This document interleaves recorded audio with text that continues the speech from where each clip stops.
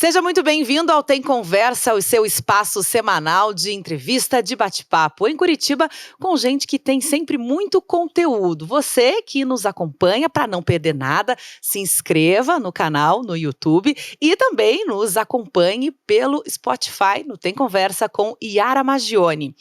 A conversa da semana, ela tem o propósito de te fazer mais feliz.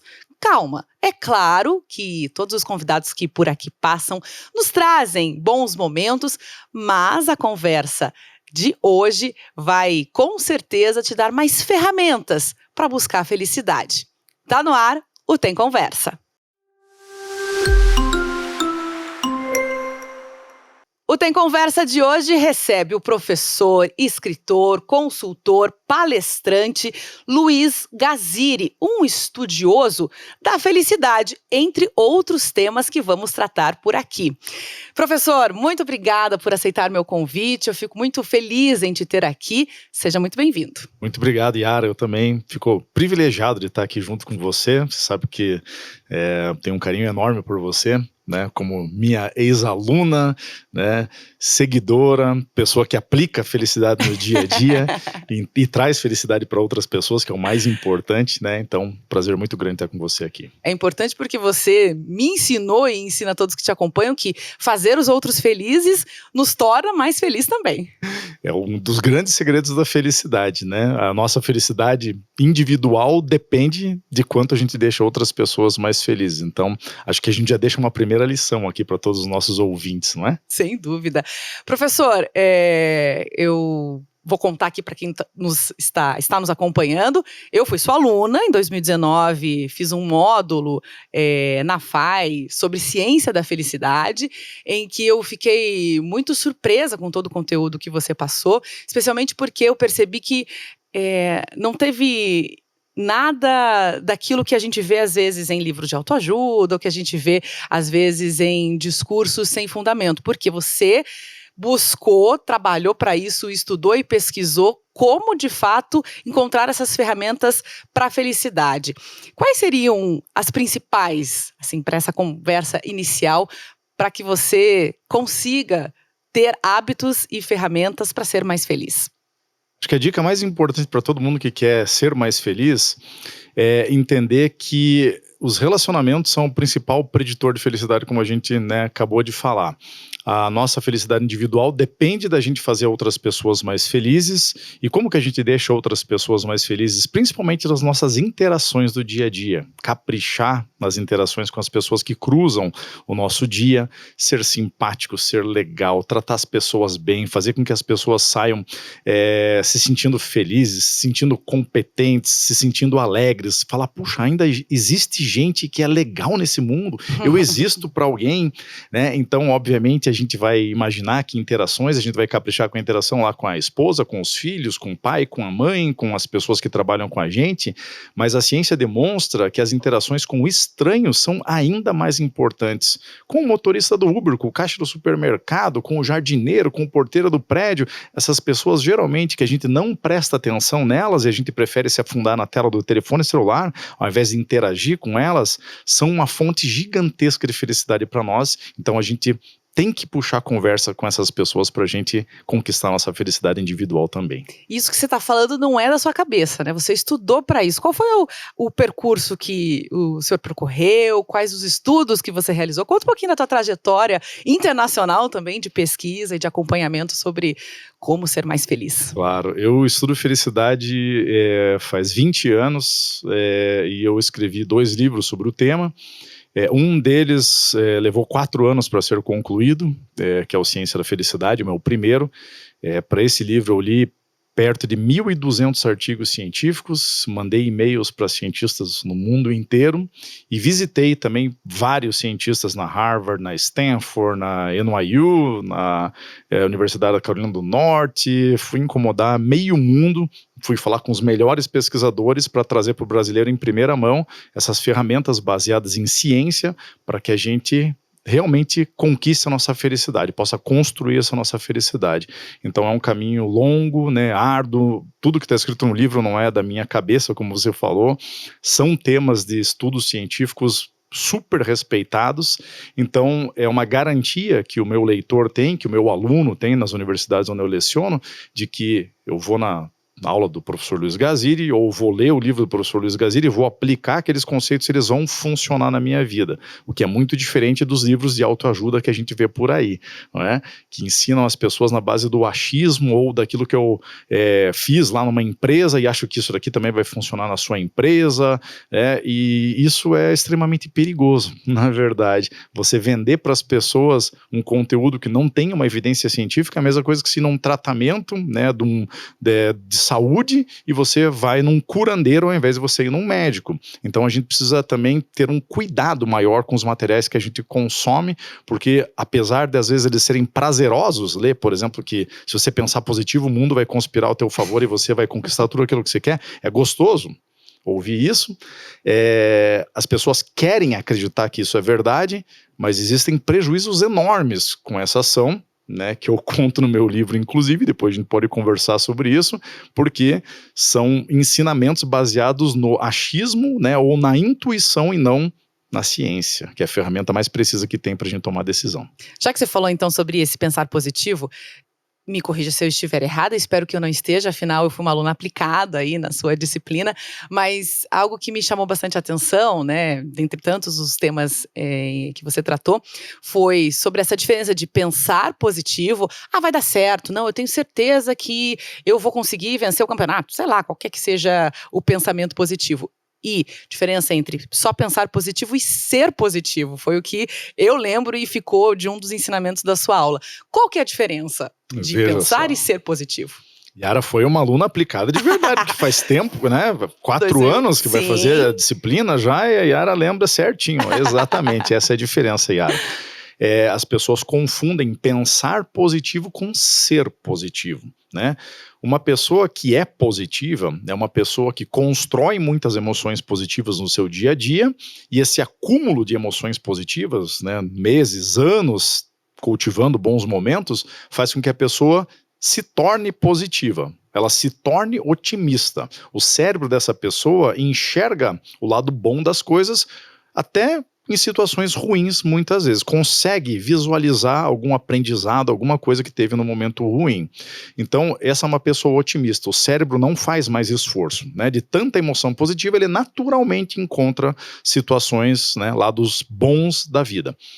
Pensar positivo, a ilusão que muitas pessoas têm de que se eu pensar positivo que eu vou alcançar algum objetivo, que eu vou ganhar um campeonato, como você está falando, a força do pensamento vai fazer com que o universo conspire, não sei de que forma, com essa pessoa, e ela fique mais próxima desses objetivos. Então, essa é a diferença. Um é uma base científica do que é o otimismo, o outro é uma ilusão que muitas pessoas querem acreditar, porque é gostoso agora, né, mas traz prejuízos muito grandes no presente, no futuro, desculpa. E isso é interessante que você fala, professor, porque eu também lembro da disciplina em momentos em que o senhor colocou o seguinte: às vezes não diria pessimismo, mas você entender que o lado ruim pode acontecer, faz você se precaver, ou estudar mais, ou treinar mais para o campeonato, ou guardar o dinheiro que você não sabe se vai ter no futuro. Como é que é importante também prever alguns cenários ruins, não acreditar que aquilo vai acontecer de fato, mas estar preparado para isso, como isso te faz uma pessoa, um profissional melhor? É interessante que quando os cientistas vão estudar, né, quais são as consequências do pensamento positivo, eles chegam a conclusões muito complicadas, né, dessa prática e dessa crença que muitas pessoas têm. Então, uma das cientistas que eu visitei em 2018, chama-se Gabrielle Oettingen, ela é professora da New York University, né, NYU, e ela estuda pensamento positivo há mais de 20 anos. E ela fez um experimento uma certa vez, onde ela perguntou para os alunos dela, do último ano da universidade, com qual frequência eles pensavam positivo que iam encontrar um emprego, logo que se formassem. Quanto eles fantasiavam que eles iam começar uma vida profissional, que iam poder se sustentar, que iam começar a criar experiência. Então, de 0 a 10, com qual frequência eles se pegavam pensando positivo que ia encontrar um emprego. E 2 anos depois, ela entrou em contato com todos esses alunos. E ela descobriu que quanto mais positivo o aluno pensava que ia conseguir encontrar um emprego, menores eram as chances dele estar empregado. E ela descobriu com outro grupo de alunos que ela fez uma intervenção diferente. Ela não perguntou somente, quão positivo você pensa que você vai encontrar um emprego? Ela perguntou quão positivo você fantasia e quão negativo você fantasia. Quanto do seu tempo você se pega imaginando que você não vai conseguir, que você vai ter dificuldades, que você ainda precisa melhorar. Então, esses alunos que pensaram positivo e negativo, que ela chama de contraste mental, foram os alunos que tinham mais chance de estarem empregados. E o incrível é que aquelas pessoas que só pensaram positivo mandaram menos currículo do que as pessoas que pensaram positivo e negativo. Então, olha lá, pensar positivo é algo que te afasta dos teus objetivos. E a explicação disso que a Gabrielle Oettingen descobriu, com vários estudos, inclusive com médicos, é que quando a gente pensa positivo, existe a ativação de uma área do nosso cérebro chamada estriado, que é a área do cérebro que processa prazer, emoções positivas, e tem também ativação do córtex pré-frontal, tem ativação do núcleos accumbens, que é a área de prazer do cérebro. Então pensar positivo é uma delícia, por isso que as pessoas querem acreditar, que pensar positivo traz resultados bons. E quando a gente tem um sentimento de prazer, as pessoas começam a entender que elas já alcançaram aquilo que elas queriam. Depois de pensar positivo, as pessoas acreditam que já alcançaram aquilo. E isso faz com que elas relaxem. Então, quando a Gabrielle Oettingen vai, por exemplo, faz uma pessoa pensar positivo e mede os batimentos cardíacos dessa pessoa, ela descobre que o coração dessa pessoa bate mais devagar. A pressão sistólica é menor logo depois que a pessoa pensa positivo. Isso é um sinal de relaxamento. Teu coração bate mais devagar. E aí o que acontece é que quando você relaxa, você não age. Existe uma redução da sua motivação logo depois de você pensar positivo. E você não age, você acha que já conseguiu aquilo, então você não manda currículo, você não se esforça para conseguir aquilo que você quer, porque dentro da sua cabeça você já atingiu. Então esse é o prejuízo que existe. No momento que você pensa positivo e negativo, que você fala, puxa, eu quero encontrar um emprego, mas puxa, eu não falo inglês, nossa, eu preciso montar um currículo mais atrativo, porque meu currículo não é tão bom assim, preciso fazer um curso específico para a área aqui que eu vou procurar um emprego. Então eu penso positivo e negativo, eu me planejo melhor, eu ajo com mais frequência. Nossa, tem que mandar um monte de currículo, tem que me aplicar, tem que entrar em diversos sites de emprego. Então esse pequeno estresse, ele faz com que as pessoas ajam com mais frequência, por isso que elas alcançam o resultado com mais facilidade, pensando positivo e negativo. Muito legal. Professor, eu estou aqui com o seu livro, vou aproveitar para mostrar para quem está nos acompanhando, A Ciência da Felicidade, um dos seus livros, mas foi o livro que, na época em que fui sua aluna, o senhor lançou, no final de 2019, fui até no lançamento do livro. É um livro que eu comprei para mim, comprei também, dei de presente para os meus pais, li, já tinha tido algumas informações ao longo da disciplina e indico a todos, se puderem, comprar o livro do professor Luiz Gaziri também, porque tudo isso que ele está falando, com muito mais profundidade, você tem aqui, com as informações das pesquisas, com a informação de como a ciência pode nos ajudar a ser mais felizes. E eu estou falando tudo isso, não é só da boca para fora, porque eu lembro que, e até vou te perguntar sobre essa questão, o senhor colocava que é importante ser positivo e encontrar mecanismos de perceber a felicidade, no dia a dia. E tem algo que eu implantei, comecei em 2019 e até hoje eu faço todos os dias, que é o meu caderninho da felicidade, No final do dia eu anoto algumas coisas felizes e alegres do meu dia, E pode ser, um café muito gostoso que eu experimentei e que valeu muito a pena. Ou uma piada que eu ouvi o meu sobrinho contar e foi muito engraçado, E é algo que me faz dormir muito melhor. Eu percebi que eu acabei, depois desse período, estou dormindo muito melhor. E dando valor a essas pequenas coisas, não só na hora em que eu escrevo, mas na hora em que acontece. Eu falo, hoje isso aqui eu vou escrever no meu caderninho. Então, não estou falando da boca para fora, é de fato os teus ensinamentos me ajudaram muito a ser mais positiva, a ser mais feliz. Então, conta pra gente como encontrar essa positividade e essa felicidade para que o cérebro entenda como ser positivo também. Muito bacana ouvir isso de você, Yara, porque é algo que a gente começa, né, a perceber realmente no nosso dia e é algo que tem, né, o apoio da pesquisa científica também. Quem fez essa descoberta, né, são dois cientistas, o Robert Emmons e o Michael McCullough, da Universidade da Califórnia, da Universidade de Miami, e eles descobriram que a prática da gente escrever num caderninho, né, que eles chamam de caderninho de gratidão, 5 coisas legais que aconteceram no nosso dia, todo dia, depois de 4 semanas a gente começa a ter muita felicidade. Não só isso, a gente começa a ajudar mais pessoas a praticar mais exercício físico, nosso sono melhora, existem inúmeros benefícios que eles descobriram com essa prática simples, de graça, né? Sim. E que todo mundo pode fazer. Só gasta bastante papel, viu? Não sei quantos caderninhos já foram, quantos bloquinhos de nota eu já gastei com o caderninho. Gasta bastante, né? Mas é um investimento. É um investimento, sim, sem dúvida nenhuma, até porque a prática, né, da gente todo dia escrever, lembrar das coisas boas do nosso dia a dia, vai fazendo com que o nosso cérebro fique mais atento às oportunidades, como você estava falando. Não é só na hora que você está escrevendo que você lembra. Verdade. No momento, né, que você vê alguma coisa legal, o teu cérebro automaticamente capta aquilo ali, só que ele não capta se você vive uma outra emoção negativa. Você não consegue perceber a felicidade que existe em pequenas coisas do teu dia a dia. Então essa prática de escrever 5 coisinhas lá todas as noites antes de dormir tem benefícios fantásticos, né? Todos eles baseados na evidência científica, e a gente tem que apenas respeitar os 5. Tá? Porque eu já vi coach dizendo que tem que escrever 40 coisas positivas. Essa atividade, por né? dia? Por dia. Não que a gente não ache, mas daí talvez se perca um pouquinho, né, o propósito. É que, como muitos coaches não estudam ciência, não têm a mínima ideia, né? Quando eu falo, 5 é bom, a pessoa fala, nossa, 5 é bom, então em 40 deve ser maravilhoso. Eles não têm ideia de quanto esforço, quanta pesquisa científica, né, os cientistas têm que fazer para chegar no número 5, né? É um cálculo estatístico, não é uma coisa da cabeça dessa pessoa. Eles testaram vários números e o 5 é um legal, porque a tarefa não se torna cansativa, porque lembrar de 5 coisas é fácil, escrever 5 coisas é fácil, escrever 40, quanto tempo você vai demorar para escrever 40 coisas? É uma atividade que se torna complicada para você, você não forma o hábito de escrever, e então ela não vai ter efeito algum. Então respeitar os 5 é importante. Que legal. Sucesso e felicidade. Qual é a ligação entre esses dois nomes, esses dois conceitos?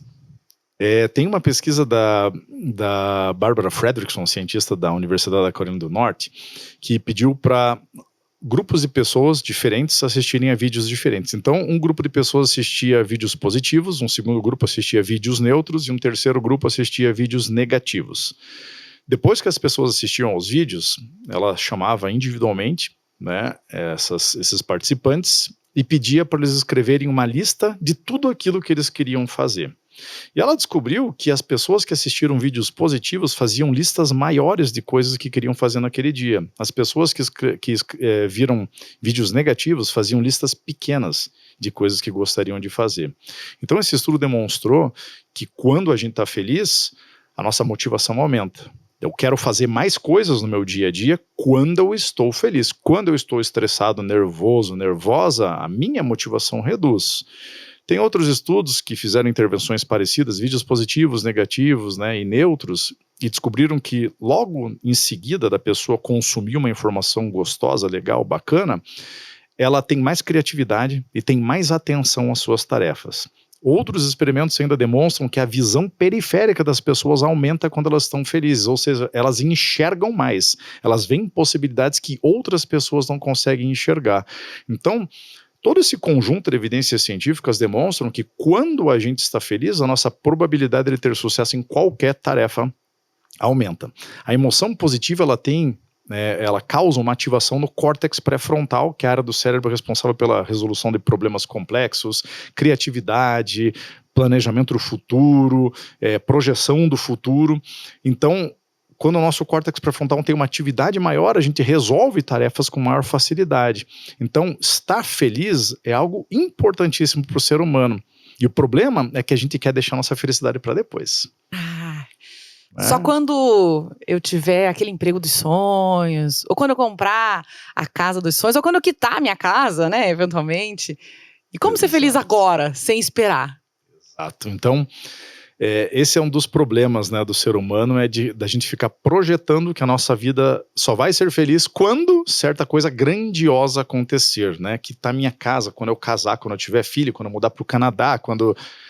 Enfim, você anota lá qual que é o teu sonho grande, que é exatamente isso que se fica, né, prorrogando a sua felicidade só para quando aquela coisa acontecer.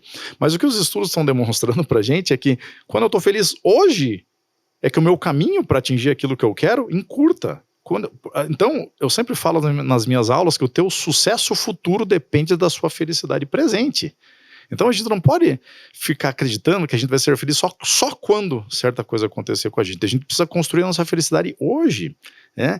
Então é importante que as pessoas saibam das ferramentas que aumentam a nossa felicidade hoje. E algumas você já falou, relacionamento, olhar positivamente para as coisas que acontecem, né? Porque coisas boas sempre acabam acontecendo, e aí são pequenas, mas que na verdade não são pequenas, né? Uma comida gostosa que você tem a oportunidade de comer, estar bem nutrido, relações boas que você tem em família, ou se não família, com amigos, se não amigos, colegas de trabalho também. Trabalhar num lugar legal é algo que eu imagino que imagino porque já vivenciei, né? É muito gostoso de se ter, é de fato prazeroso estar nesses ambientes. E dinheiro e felicidade. Dinheiro traz felicidade? Você deve ouvir essa pergunta em cada esquina por onde você passa, né, professor?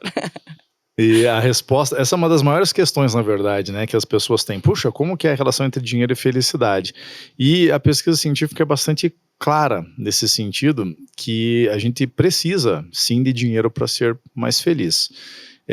Agora, a gente não precisa de muito dinheiro para ser feliz, né? Então, essa é uma questão importante que os cientistas descobriram. Existem diversos estudos, inclusive do Daniel Kahneman e do Angus Deaton, que são dois ganhadores do prêmio Nobel, os dois são da Princeton, onde eles descobriram, analisando, né, renda e felicidade, que a nossa felicidade vai aumentando de acordo com a nossa renda até chegar num ponto, né, um ponto ótimo ali da nossa felicidade. A partir desse ponto, mais dinheiro não traz mais felicidade para as pessoas. E esse ponto que eles encontraram é uma vida de classe média, onde a pessoa sabe que vai conseguir pagar o aluguel de uma casa, vai ter roupas, vai ter higiene, vai poder comer 3 vezes por dia, vai comprar um carro se ela quiser, ela vai poder, às vezes, ir a um restaurante, às vezes viajar. Até esse ponto, né, a renda e felicidade eles vão crescer juntos. A partir do momento que a pessoa começa a ter muito mais dinheiro, a felicidade dela não muda grande coisa. Tem um estudo, né, que demonstrou que pessoas que têm, assim, de uma hora para outra, dobram o salário dessas pessoas, a felicidade delas aumenta e dura mais 4 anos. Depois de 4 anos, a felicidade volta ao normal. E tem muitas pessoas, né, novamente, porque a gente não sabe exatamente aquilo que nos deixa feliz, a gente fica intuindo que certas coisas vão aumentar a nossa felicidade, mas a ciência nos ajuda, que tem, né, como grande objetivo da vida ser rico, ser milionário, sendo que isso não vai trazer toda a felicidade que as pessoas imaginam que vai trazer. Existe, né, um estudo do Dan Gilbert, que é um cientista da Harvard, onde ele descobriu um fenômeno chamado de predição afetiva. Predição afetiva é a forma como a gente prevê de forma errada o quão feliz certo acontecimento quando certo acontecimento, né, se tornar presente pra gente, quanto tempo a gente vai ficar mais feliz e quanto de felicidade a gente vai ter. Então eu fico projetando que quando eu for milionário eu vou ser extremamente feliz, mas no momento que eu alcanço, né, uma vida de milionário, eu fico muito menos feliz do que eu imaginava. Então a gente tem essa dificuldade de prever como que os eventos vão, né, se transformar em felicidade para nós. Por isso que muitas vezes a gente tem objetivos de vida ruins. Então essa é a parte da renda, né? Pobreza é extremamente prejudicial para a nossa felicidade. Não conseguir, né, comer adequadamente, ter um abrigo, ter roupas, é muito, muito, muito prejudicial para todos nós.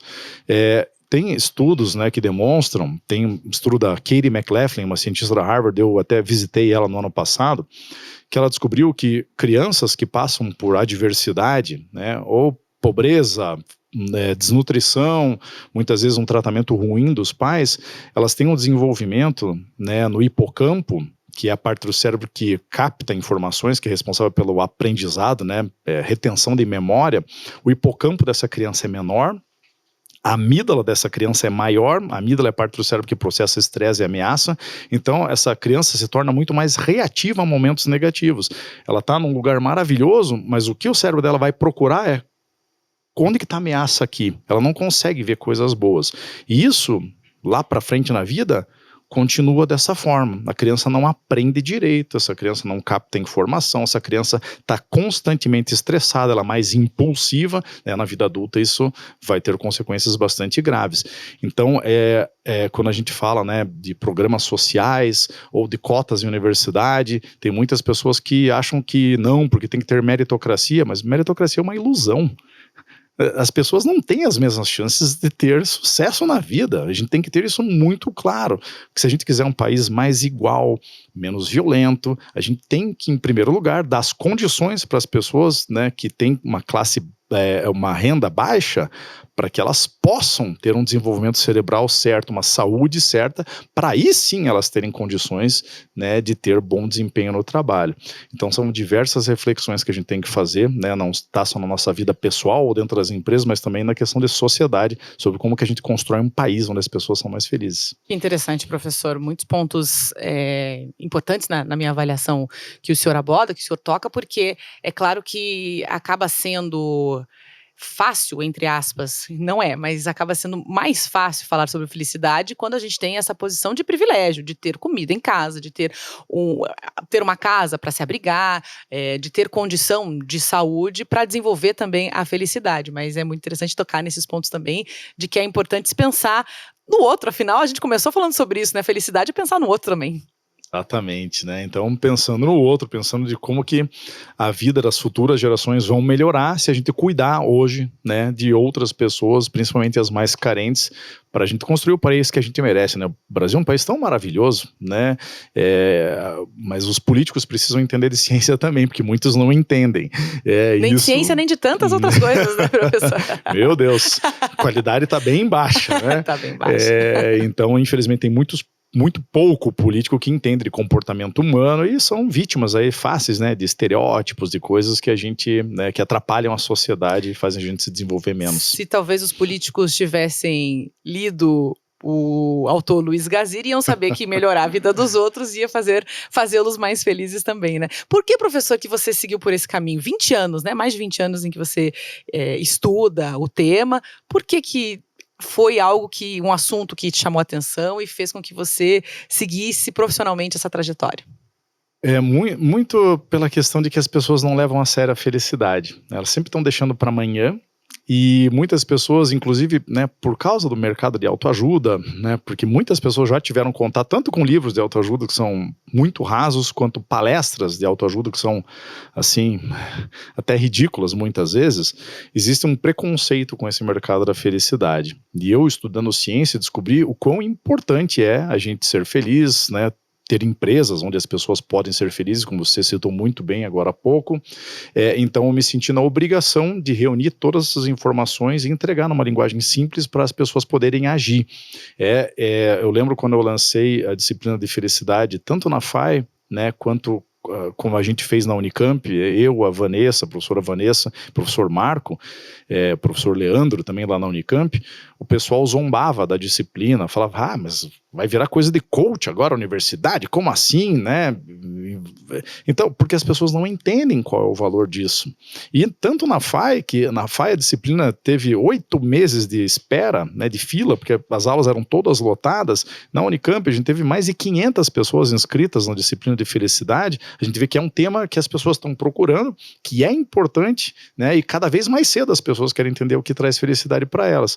Então foi toda essa questão que me motivou a escrever 2 livros e a dar disciplinas e dar consultoria para muitas empresas também sobre como construir um ambiente de trabalho mais feliz. De novo, então, eu vou assinar embaixo a disciplina do professor. Eu fui sua aluna. Fui, né? Não tô mentindo aqui, né? Fala para todo mundo. Eu fui sua aluna lá em 2019. Foi uma aluna logo nas primeiras turmas que a gente teve, né? E já tinha muita gente. Eu fui uma... não sei se ainda é esse processo para se inscrever, mas você se inscreve nas disciplinas e tinha pouquíssimas vagas ainda quando eu me inscrevi. Consegui, ainda bem que consegui ser tua aluna. E bom, continua muito bem, né, aqui na FAI, aqui em Curitiba, a gente até consegue ver o prédio da FAI daqui, pertinho, um grande privilégio. É verdade, bem no centro da cidade, o estúdio. Me formei lá, né, e sou professor de lá com muito orgulho.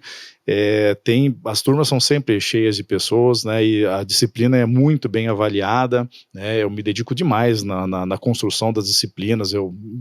Todo módulo meu tem alguma surpresa, tem alguma coisa diferente, porque eu não parei de estudar, né, não terminou o livro aqui, não, agora eu sei tudo sobre felicidade. Eu não sei nada sobre felicidade ainda, porque todo dia tem pesquisa nova, então sempre atualizando a disciplina para entregar o melhor para os alunos. Que legal, então a gente fala sobre a ciência da felicidade, o livro, que é o que eu tenho em casa, mas você tem 2 já publicados. Incrível Ciência das Vendas. Faltou Incrível Ciência das Vendas, os 7 princípios da felicidade também. Exato. Todos eles já estão disponíveis, as pessoas podem te encontrar pelo @Luiz Gazilli, você que nos ouve pelo podcast, se não, você tem também no YouTube o @ do professor para segui-lo. E tá lançando um outro livro também, né, professor? Comenta também sobre esse teu novo projeto. Também é um projeto, Yara, que levou muito mais tempo do que eu imaginava. Também fiquei 4 anos escrevendo esse meu novo livro. Ele chama-se A Arte de Enganar a Si Mesmo. É um livro sobre polarização política, fake news, hostilidade com a mídia, teorias da conspiração, racismo, sexismo, meritocracia, armas, né? Será que armas aumentam ou diminuem a violência? Então, os temas que, né, estão bastante em voga aí no Brasil nesses últimos anos, né? Essa polarização é uma coisa nova para nós. E também tem um motivo muito importante esse livro, que é quando você começa a ver a tua família indo para um caminho estranho, teus melhores amigos começando a cultuar gente corrupta, né? A gente sempre pensa que o corrupto é o outro, né? A gente não lembra do candidato que a gente votou, se ele é corrupto ou não, né? Então, quando eu percebi, né, esses movimentos, amigos que eu não reconheço mais, se tornaram radicais, eu falei, puxa, eu preciso, né, reunir as pesquisas aqui e demonstrar para as pessoas o que acontece com elas quando elas se tornam radicais políticos, como que eu me torno um radical político mais fácil do que eu imagino, e como que esse radicalismo faz com que eu comece a acreditar que está todo mundo contra mim, que a mídia só noticia coisa do outro candidato, né? Quão mal isso faz para mim, porque isso me causa um estresse. Estresse libera cortisol. Cortisol é um hormônio que vem com uma taxa de glicose gigantesca, aumenta a tua chance de ter doença cardíaca, diabetes, AVC, coisas bem legais que a gente faz defendendo gente corrupta, e como que isso faz com que a gente comece a acreditar em teorias da conspiração, a gente comece a aceitar tudo que o nosso candidato fala, não, essa é a verdade, isso daqui é o que vale realmente, não, ele tem razão. Então, com quanta facilidade a gente entra nessa jornada que muitas vezes não tem volta para todos nós. Então, é um livro que vai ajudar as pessoas a se despolarizarem, a entenderem, né, quão perigoso é, e como muitas vezes o que acontece é que o político, ele engana pessoas boas. Todas essas pessoas que estão envolvidas em polarização política são pessoas muito boas, pessoas bondosas, pessoas honestas, né? É justamente essa a vítima que o político escolhe. Não é pessoa malvada, é pessoa bondosa. Então, pessoas bondosas, legais, interessantes, inteligentes, acabam caindo nessas armadilhas, e o livro vai vir para ajudar elas a escaparem desses momentos ruins. E por que, então, a gente se deixa levar, e eu me incluo porque estou dentro da sociedade, faço parte dessa sociedade também, não posso achar que sou um alecrim dourado e comigo não vai acontecer, mas por que a gente deixa e acaba tomando partido, e acaba, de fato, entrando nessa polarização e defendendo o corrupto, e defendendo o incompetente, e não querendo ouvir o outro lado? Por que a gente acaba caindo nessa armadilha? A principal razão é que todo ser humano quer ter uma imagem positiva de si mesmo, né? Nós queremos continuar com a crença de que a gente é inteligente, esperto, bom decisor, racional, que a gente vota em pessoas certas. E o que acontece é que toda vez que a gente tem uma informação contrária às nossas crenças, né? Votei num político e daqui a pouco descobri na mídia que esse político está envolvido em um escândalo de corrupção. Eu tenho uma dissonância cognitiva, que os cientistas chamam. Conversei com um dos fundadores, né, dessa teoria, que é o Elliot Aronson, cientista da Universidade da Califórnia. Então eu entro em dissonância cognitiva. Eu fiz algo e estão me demonstrando que é errado. O que acontece nesse momento é que o ser humano, ao invés dele falar, puxa, cara, nunca mais voto nesse político, que cara sacana, nossa, fui enganado. O ser humano, ele não tem a humildade necessária para falar que tomou uma decisão errada. Por quê? Porque ele quer continuar com a imagem positiva dele mesmo. Em vez dele aceitar o que a mídia está falando, ele vai querer continuar com a imagem positiva dele. Então ele vai descartar o que a mídia está trazendo e vai falar, ah, não, isso daí é um golpe da mídia. Não, é porque a mídia é de esquerda. É porque, não, isso daqui é um complô que estão inventando e tal. E assim, quando eu justifico, né, toda essa informação negativa, eu continuo com a imagem que eu sou inteligente, bom decisor, honesto, fantástico, né? E aí, o que eu vou começar a fazer a partir desse momento é consumir apenas informações que confirmam que eu estou certo. Então eu vou escutar uma certa rádio que só noticia que o candidato que eu votei é fantástico, espetacular e que está todo mundo contra ele.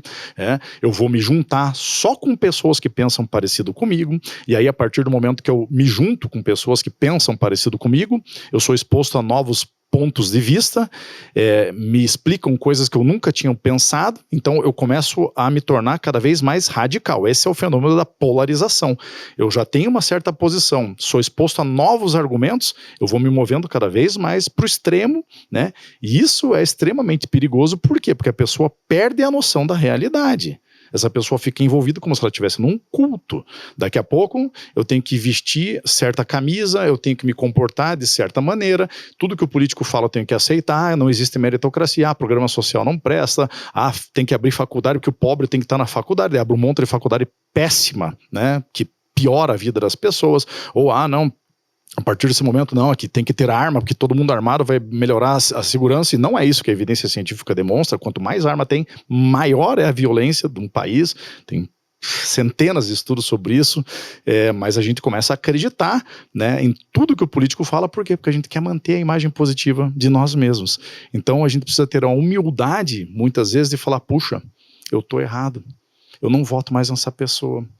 Isso daqui está atrapalhando a minha vida, está piorando minhas relações. A gente volta a falar sobre felicidade, porque as pessoas se tornam radicais políticas e elas muitas vezes acabam com seus relacionamentos, que é o principal preditor de felicidade. Aí daqui a pouco morre, né?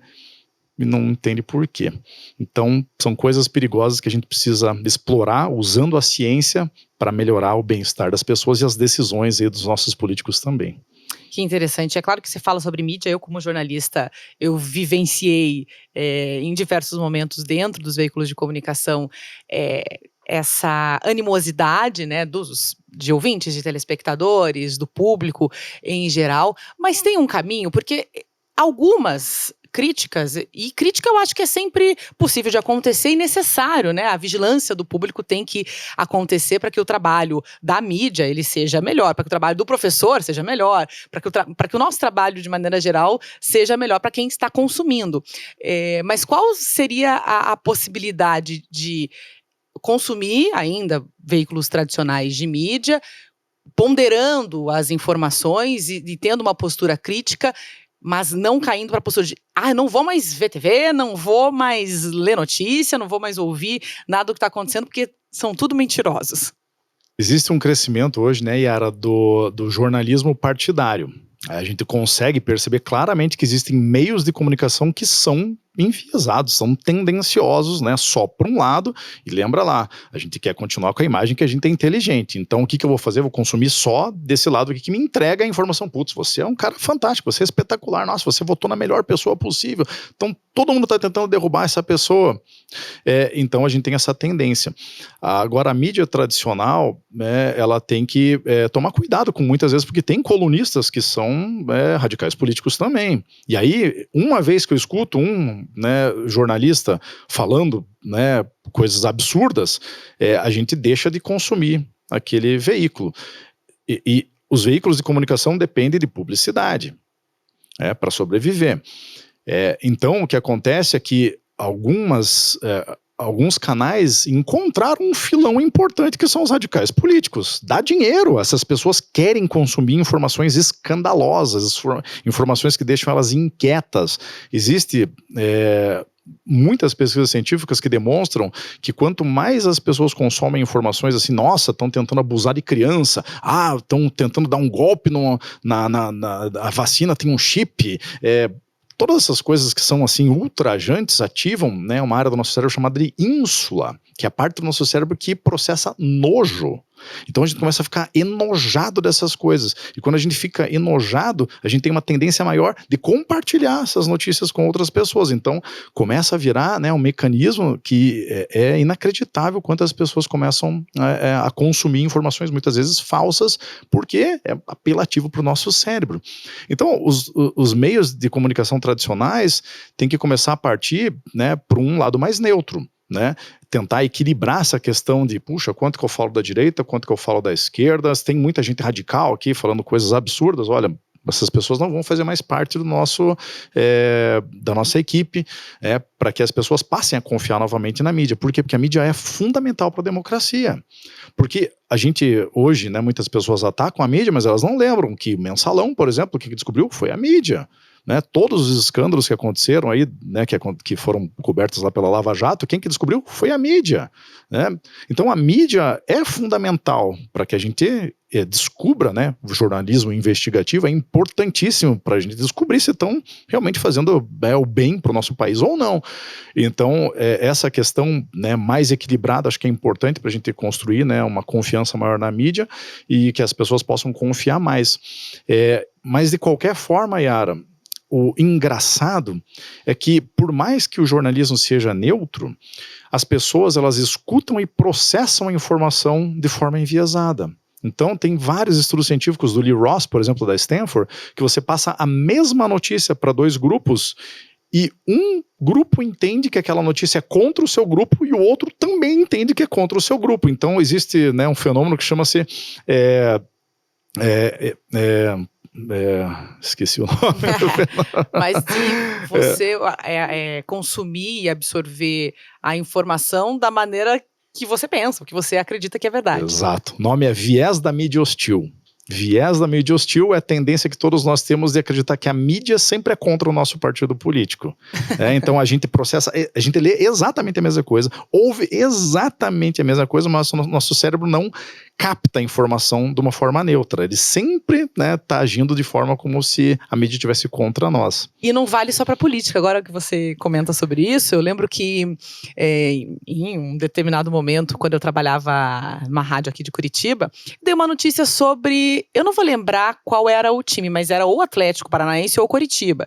E logo na sequência em que eu falei sobre essa notícia, eu recebi algumas mensagens, mas duas me chamaram a atenção. Uma dizendo algo parecido com, tá na cara que essa menina é coxa branca, e a outra o contrário, podia disfarçar que você é atleticana, e foi exatamente, eu falei assim, gente, agora eu não sei se isso é bom ou é ruim, porque profissionalmente eu pensei, bom, quem ouviu e é coxa branca pensou que eu sou atleticana, mas quem ouviu e torce pro Furacão pensa que eu torço pro Coritiba. Então é mais ou menos isso que você falou, né, professor? Exatamente. A política se tornou um esporte pra gente hoje em dia. Então eu, como já fui um torcedor assim maluco, né, ia no estádio toda hora, eu já fui um radical, então eu entendo muito bem como que isso é a mesma notícia, mas eu entendo, nossa, esse jornal aqui só tem atleticano escrevendo, ou esse jornal aqui só tem coxa branca, então a gente tem a tendência a deixar sempre que a mídia está favorecendo o nosso opositor, então a gente ter a consciência disso é que nos livra de começar a consumir informações e interpretar elas de forma tendenciosa. Então é um movimento não só do jornalismo, mas do indivíduo também, de entender que tem vieses que prejudicam a decisão deles. Respirar fundo e pensar, será que eu ouvi isso mesmo ou eu pensei que ela falou com esse tom que ela falou, ou enfim, que a mídia, enfim, qualquer pessoa, não só a mídia, né, que o meu amigo, será que ele quis me provocar dizendo isso ou não? Ele só tá colocando o ponto de vista dele e eu me doí porque algo dentro de mim machucou, enfim, né, tentar para as relações não serem destruídas, senão a gente fica infeliz. Demais, né, e é muito comum. Professor, falando de relação e bons relacionamentos, como é que a tecnologia prejudica esses bons relacionamentos? Como é que o celular, e eu vejo na minha vivência também, né, na minha vida pessoal, como em diversos momentos eu penso, chega de celular, ou seja, na minha relação com meu marido, seja em família, às vezes estamos com vários amigos, e eu até brinco, então vamos fazer um grupo no WhatsApp para conversar agora, né, porque tá todo mundo com o seu próprio celular. Qual que é o prejuízo da tecnologia ou do mau uso da tecnologia para esses bons relacionamentos?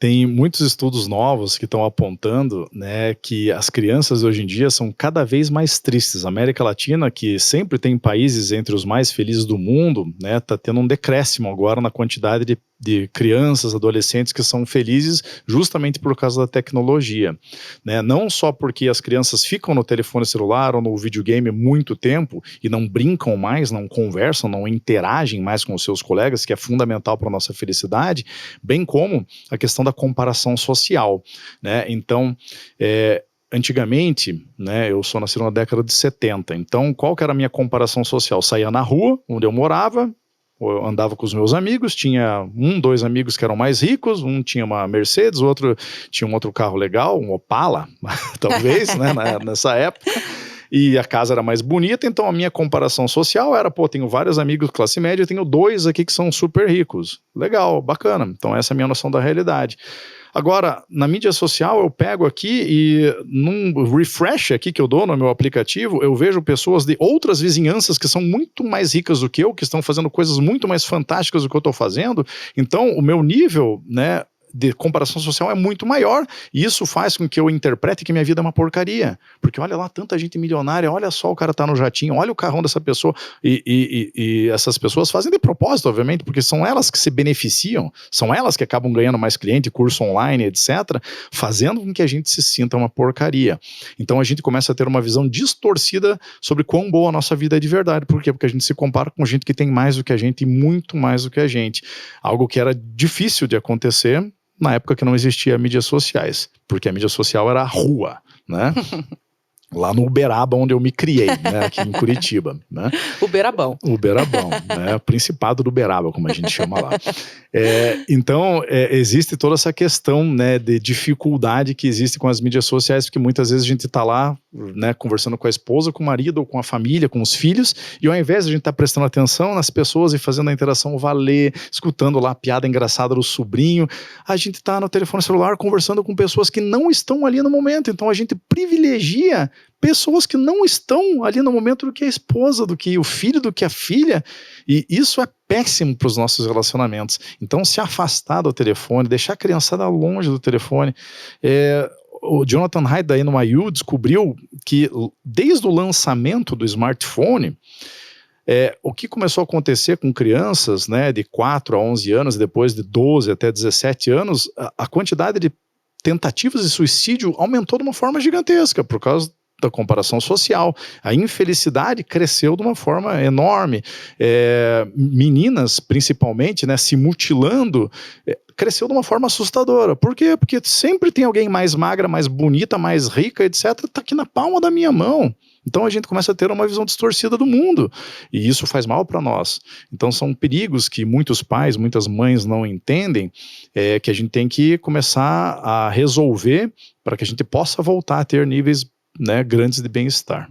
Não precisa deixar de usar o celular, mas aprender a usar da melhor forma, né? Não é fácil, mas é possível, né, professor? Exatamente, não é fácil, porque no telefone, cada puxadinha que eu dou aqui, né, existe uma ativação numa área do meu cérebro que talvez venha uma recompensa, núcleos accumbens, né? Talvez venha uma recompensa, venha alguma coisinha legal aqui, né? E libera dopamina. Então, cada pitinho do WhatsApp, cada puxadinha aqui no meu Instagram, eu estou começando a viciar meu cérebro, que eu preciso da recompensa imediata, todo momento eu preciso de uma recompensa. Então é difícil você largar. E esse mecanismo é o mesmo que vicia as pessoas em droga, né? Liberação de dopamina, é o prazer ali hedônico do momento.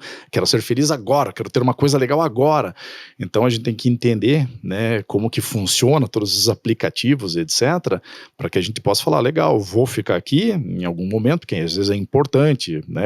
Eu mesmo faço bastante trabalho, publico um monte de coisa nas mídias sociais, vejo, consumo informações das mídias sociais, mas eu não sigo todo mundo, não. Eu sigo poucas pessoas que que vão trazer alguma coisa legal, que não vão me fazer sentir, né, me sentir péssimo, achando que a minha vida é ruim. Mas se eu estou com a minha família, meu telefone celular não está perto de mim. Se eu estou conversando com alguém, meu telefone celular está no meu bolso, né? Eu sempre valorizo a pessoa que está na minha frente e não a pessoa que está ali virtualmente. Então são coisas que a gente precisa aprender. Que legal, professor. Quanto conteúdo, hein? Que daria para a gente falar ao longo das próximas horas, com certeza. Quero finalizar, estamos chegando ao fim, mas quero que você diga o nome do seu próximo livro também. Convide as pessoas a comprá-lo. Eu estarei no dia do lançamento, não temos a data ainda, mas quando tiver lá estarei, comprarei o livro e serei leitora também. E você sabe que não é mentira, porque fui sua aluna e estou aqui com o meu livro ao lado, mas faça também a sua propaganda, porque não acho que é apenas uma propaganda, é uma chance de a gente se olhar também e questionar diversos pontos para ter melhores relações, para voltarmos a conviver mais pacificamente também em sociedade, especialmente esse seu novo livro, e para ser mais feliz também, né, professor? Claro, Yara, um prazer. Então, se você gostou aqui desse episódio, né, se divertiu, aprendeu coisas novas, né, eu encorajo você a me seguir lá no Instagram, @luizgaziri. Lá vai ter vários conteúdos, todos baseados em evidência científica, nunca é blá blá blá, coisa rasa, aquilo, coisa da minha cabeça, então tudo é evidência científica. Então, se quer entender mais de comportamento humano, felicidade, bem-estar, vendas, negociação, são várias coisas que eu estudo, né, você vai ser bem-vindo lá para consumir o conteúdo. E a arte de enganar a si mesmo, que vai sair, né, em alguns dias, lançado pela Alta Books, é um livro sobre polarização política, como a gente tratou aqui, que vai ajudar você a entender, né, alguns fenômenos aí do dia a dia da sociedade, e você entendendo eles, você absorvendo eles, certamente a sua vida vai ser melhor e das pessoas que te rodeiam também. Professor Luiz Gaziri, escritor, também palestrante, consultor, pode contratá-lo para o seu evento também, você que está nos acompanhando. Muito obrigada por essa conversa, por esse bate-papo, por tantos ensinamentos, pela riqueza de tanto conhecimento compartilhado. Foi um prazer essa conversa e obrigada. Da mesma forma, Yara, foi fantástico estar com você. É outro nível quando a gente é entrevistado por pessoas que conhecem o nosso conteúdo, que se dedicam, que estudam como você. Então, parabéns pela iniciativa, parabéns pelo podcast, né? E que tenha muito sucesso, mais do que já tem hoje. Bom, se depender da felicidade dos entrevistados, eu vou ter muito sucesso, viu? Porque eu fico muito feliz em fazer isso de fato. Professor Luiz Gaziri, ele já disse para você acompanhar, você que está nos ouvindo pelo podcast, pelo Spotify, @Luiz Gaziri, Luiz com Z, Gaziri também. E o Tem Conversa da semana fica por aqui. Semana que vem tem mais bate-papo alto astral em Curitiba, sempre com quem tem muito conteúdo. A gente se vê semana que vem. Até mais.